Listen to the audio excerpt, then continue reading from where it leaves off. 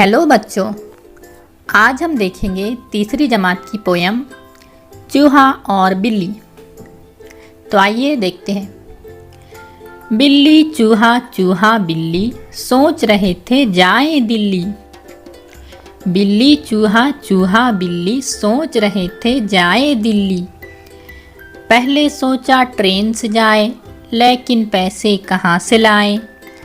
बस में कैसे चढ़ पाएंगे, पकड़े गए तो पछताएंगे। चूहा बोला बात बदलकर, हम जाएंगे पैदल चलकर। सुन के बिल्ली भी मुस्काई, फिर बोली हाँ ठीक है भाई। खुश थे दोनों दिल में अपने, देख रहे थे रंगी सपने। लाल किले को चिड़ियाघर को, हम देखेंगे हर मंजर को। जामे मस्जिद अप्पू घर भी, लाट कुतुब की और सदर भी। जंतर मंतर भी जाएंगे, झूमेंगे नाचेंगे गाएंगे।